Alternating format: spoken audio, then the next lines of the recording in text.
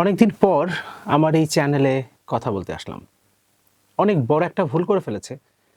একটা সময় ভাবতাম স্বৈরাচার হাসিনার পতনের পর আর হয়তো কথা বলতে হবে না। এর মধ্যে হঠাৎ ২-৩টা ভিডিও করেছিলাম। কিন্তু গ্যাপটা অনেক দিনের, প্রায় ২ বছর।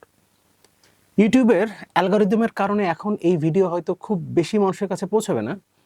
আপনারা যারা আমাকে নিয়মিত শুনতেন, তাদের মনে থাকবার কথা, আমি কখনোই আমার ভিডিও শেয়ার করতে বা চ্যানেল সাবস্ক্রাইব করতে বলি না। কারণ এটা প্রত্যেকের নিজস্ব ব্যাপার।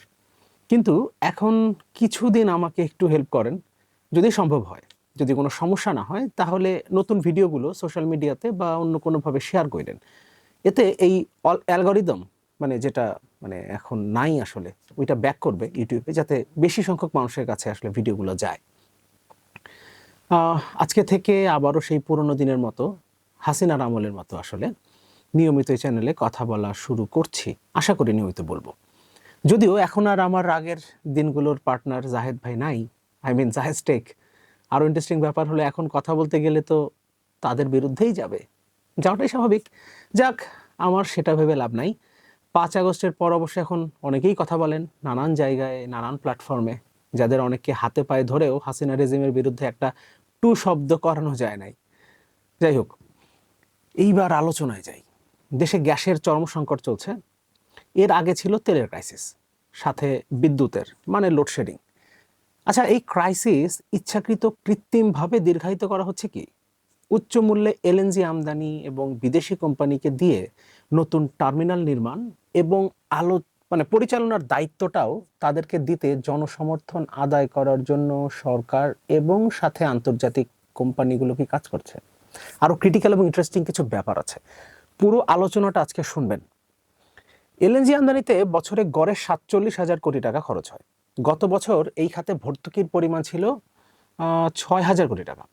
ইরান যুদ্ধের কারণে চলতি বছরের প্রথম ৬ মাসে এলএনজি আমদানির ব্যয় ৬০,০০০ কোটি টাকা পার হয়ে গেছে। একই সময়ে ভর্তুকির পরিমাণও সম্ভবত ১৬,০০০ কোটি টাকা বা তার বেশি।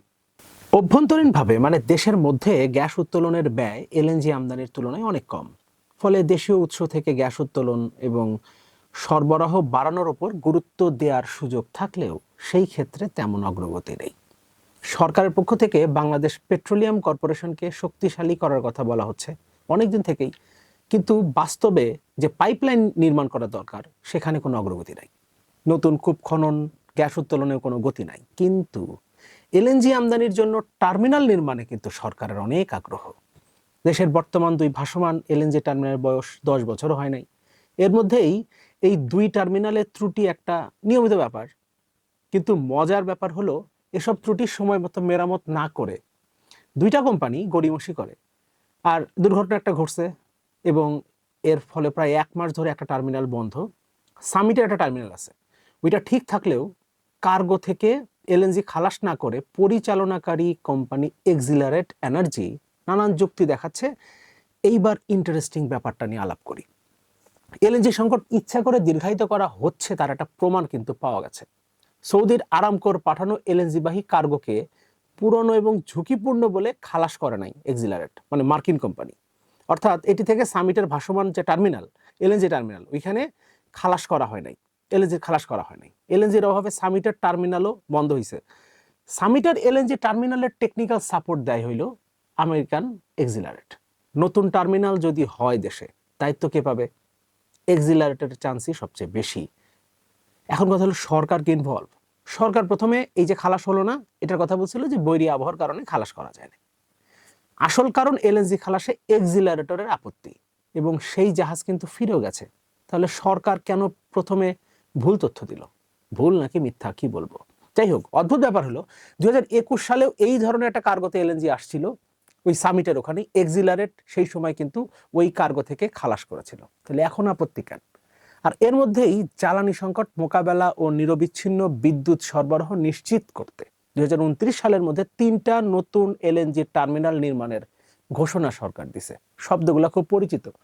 বিদ্যুৎ ও জ্বালানি দ্রুত সরবরাহ আইন মনে আছে?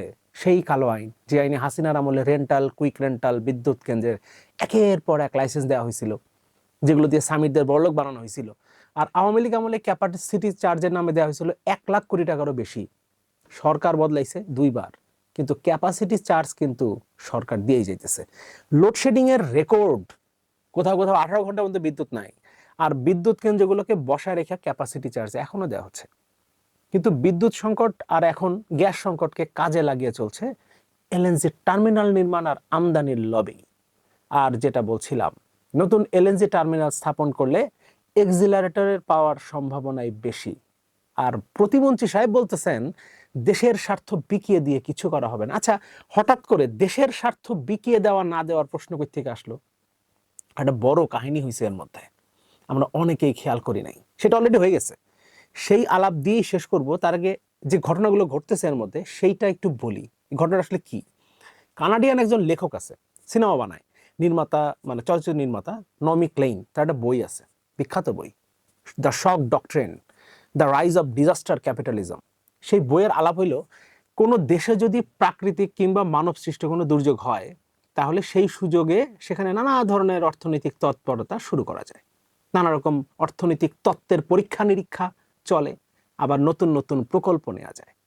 নমি ক্লেইন বলতেন যে এসব তত্ত্ব এবং প্রকল্প হয়তো সাধারণ অবস্থায় মানুষ গ্রহণ করতো না, এমনকি হয়তো তীব্র প্রতিবাদও করতো, কিন্তু প্রচণ্ড বিপর্যয় যখন, তখন ওই বিপর্যয়ের মধ্যে থাকা মানুষ এগুলো খুব সহজে মাইনে নেয়, এমনকি এটা সমর্থন করে, নতুন টার্মিনাল বানানো দরকার। এইটাকেই নমি বলছে ডিজাস্টার ক্যাপিটালিজম বা বিপর্যয় কেন্দ্রিক পুঁজিবাদ।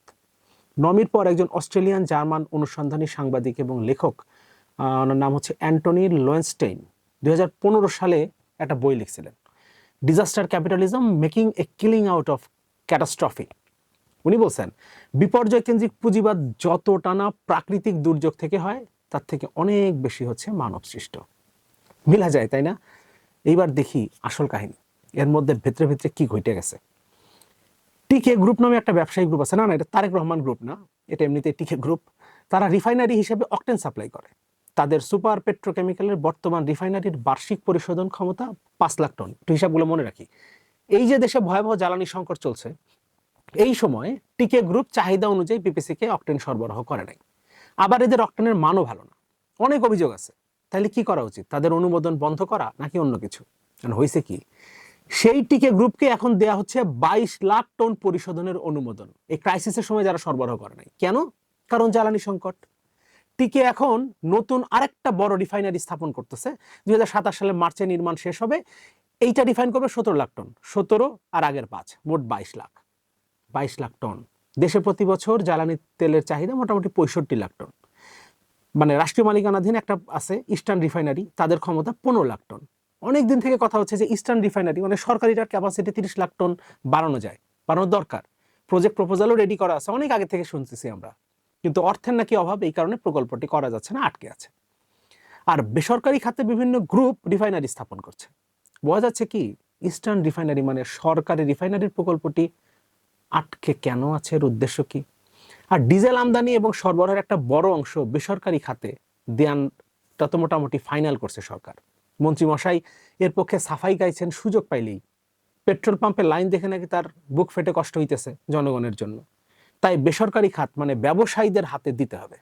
কথা হলো, যদি বসুন্ধরা বা অন্য কোনো ব্যবসায়ী গ্রুপ পারে, তাহলে সরকারের সমস্যা কি? ব্যবসায়ীরা কি ডিজেল বাংলাদেশে বানাবো? বাংলাদেশে তো বানাবে না, চায়না থেকে ইম্পোর্ট করবে। চায়না থেকে ইম্পোর্ট করবে না, সরকার যেখান যেখান থেকে আনে ব্যবসায়ীরা ওই জায়গা থেকে আনবে। যাই হোক, বাকিটা এবার আপনারা মিলায় নেন, পুরা কাহিনীটা আসলে কোন জায়গায় ঘটতেছে। এই যে এত ক্রাইসিস আমরা দেখতেছি, গ্যাস নাই, তার আগে তেল ছিল না, ডিজেল আমদানির জন্য বেসরকারি খাতে দেওয়া লাগবে, কিংবা এই যে একের পর এক ক্রাইসিস। কারণ যেহেতু মানে গ্যাস নাই, গ্যাস না থাকার কারণে এখন বিদ্যুৎ উৎপাদন করা যাচ্ছে না। বিদ্যুৎ উৎপাদন করা যাচ্ছে না জন্য আপনার লোডশেডিং কোথাও কোথাও 16 ঘন্টা 18 ঘন্টা পর্যন্ত হয়ে গেছে, এবং শিল্পাঞ্চলগুলো মোটামুটি বন্ধ একরকম। মানে গাজীপুর নারায়ণগঞ্জের অবস্থা তো ভয়াবহ। এবং এর ফলে যদি গার্মেন্ট শিল্প ধ্বংস হয়ে যায়, তাহলে দেশের অর্থনীতি কোথায় যায় দাঁড়াবে? গার্মেন্ট শিল্প একটা হিসাব, মানুষ মনে করে যে গার্মেন্টস দিয়ে আমাদের রেমিটেন্স মানে বিদেশি ডলার আসে, আমাদের রিজার্ভ বাড়ে। কিন্তু এখানে কিন্তু শুধুমাত্র রিজার্ভ বাড়ার ব্যাপার না। ধরেন মানে বিদেশে যারা থাকে তারা রেমিটেন্স পাঠান, ওইটা কিন্তু একদম ছাক্কা। কারণ আপনার ধরেন $10 যদি আসে, ওই $10 দেশেই থাকে। কিন্তু যদি গার্মেন্টসের $10 আপনার এলসি হয়, এই $10 কিন্তু থাকে না। এর মধ্যে $6 আবার আমরা চায়নায় পাঠাই, সেখান থেকে আবার ওই গার্মেন্টসটা তৈরির যে পণ্য, কাপড় কিংবা অন্যান্য বাটন জিপার যাই যাই আছে, এগুলো আবার আমরা আমদানি করি, তাহলে আমাদের থাকে কিন্তু $4। তাহলে আপনার একটা হিসাব হইতে পারে যে আসলে গার্মেন্টস এত বেশি তো না, যত বড় দেখা যায় এত বেশি তো আসলে আমাদের রিজার্ভে বাড়ে না। কিন্তু ইম্পর্টেন্ট আর একটা জায়গা আছে, সেটা হচ্ছে কর্মসংস্থান। কর্মসংস্থান, এর সাথে কত কোটি মানুষ ইনভলভ, চিন্তা করেন।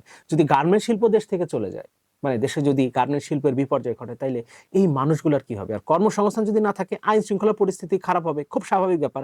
যে মানুষের কাজ থাকবে না, সেই মানুষ অপরাধে যুক্ত হবে, সিম্পল হিসাব। ফলে দেশের আইন শৃঙ্খলার স্থিতিশীলতার জন্য কিন্তু আপনার কর্মসংস্থান দরকার, কর্মসংস্থানের জন্য দেশে গার্মেন্ট শিল্প দরকার, আর গার্মেন্ট শিল্পের জন্য গ্যাস দরকার, গ্যাস নাই।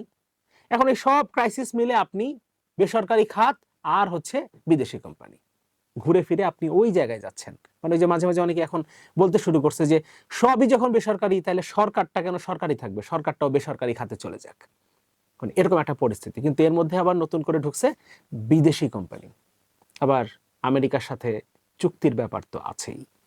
ফলে সব মিলে পরিস্থিতিটা যতটা আসলে আমরা সিম্পল হইতে দেখতেছি যে আসলেই গ্যাস নাই, গ্যাস আসলেও নাই, নাকি গ্যাস যাতে না থাকে সেই ব্যবস্থাটা গত কয়েক মাস ধরে করা হয়েছে, যাতে নতুন করে এই যে মন্ত্রী সাহেব যে ঘোষণা দিলেন যে 27 সালের মধ্যে না 29 সালের মধ্যে 3টা নতুন টার্মিনাল বানাবেন, আবার 27 সালের মধ্যে এখন নতুন করে টিকে গ্রুপ তারা একটা রিফাইনারি স্থাপন করতেছে, সেখানে আবার 17 লাখ টন রিফাইন করার অকটেন সাপ্লাই করার একটা অনুমোদন দেওয়া হচ্ছে। এই সব সিস্টেমটা যাতে আসলে জনগণ মেনে নেয়, ঠিক যেভাবে মানে যখন ওই যে আপনার বিদ্যুৎ এবং জ্বালানি দ্রুত সরবরাহ আইন, সেই কালো আইন, ইমডেমনিটি অ্যাক্ট যেটাকে আমরা বলি, সেটা যখন করা হয়েছিল, তার আগে ভয়াবহ লোডশেডিং পরিস্থিতি। ফলে ওইটা যখন করা হয়েছে এবং তারপর যখন মানুষ ওই কুইক রেন্টাল বিদ্যুৎ কেন্দ্র আসার পরে বিদ্যুৎ ঠিকঠাক মতো পাইছে, তো মানুষ কিন্তু খুশি ছিল, কারণ একটা ক্রাইসিস তৈরি করার পর আপনি মানুষের অনুমোদন আলটিমেটলি নিয়ে নিছেন। কিন্তু তারপর এই এতগুলা বছরে বোঝা গেছে যে এর মধ্য দিয়ে আসলে জনগণের টাকা কিভাবে শেখ হাসিনার আমলে তার নিজের অলিগারদের তিনি আসলে একরকম বিলাই দিচ্ছেন, মানে ভাগ বাটোয়ারা করেছেন, তোমার কত লাগবে, তোমার কত লাগবে। এবং এগুলো তো আলটিমেটলি আবার ঘুরে ফিরে সেই শেখ পরিবারের কাছে গেছে, এগুলো সব হিসাব নিকাশ এখন আমরা জানি। ফলে আবারও একটা নতুন করে ক্রাইসিস তৈরি করে কি এই যে নতুন আইন, শব্দগুলাও মানে মন্ত্রী সাহেবরা যেসব শব্দ এখন ব্যবহার করতেছেন, ওই শব্দগুলাও কিছুটা মিলে যায়।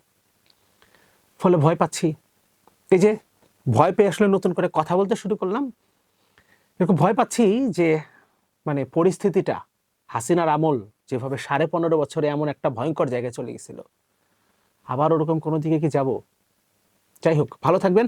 এখন থেকে নিয়মিত আশা করি ইনশাল্লাহ দেখা হবে, কথা বলবো। আর যদি খুব বেশি সমস্যা না হয়, শুরুতেই বলছিলাম যে খুব বেশি যদি কোনো সমস্যা না থাকে, তাহলে একটু শেয়ার করেন আর কি, অল্প কিছুদিন, জাস্ট মানে ওই অ্যালগোরিদমটা যাতে ব্যাক করে আর কি। মানে আমি আগে কখনোই আমার লাইফে, মানে আমার ভিডিও যখন আমি নিয়মিত করতাম, কখনোই বলি নাই যে চ্যানেল সাবস্ক্রাইব করেন, সাবস্ক্রাইব এখনো করার দরকার নাই, কিন্তু এই কাজটা করলে একটু হেল্প হয়। খোদা হাফেজ।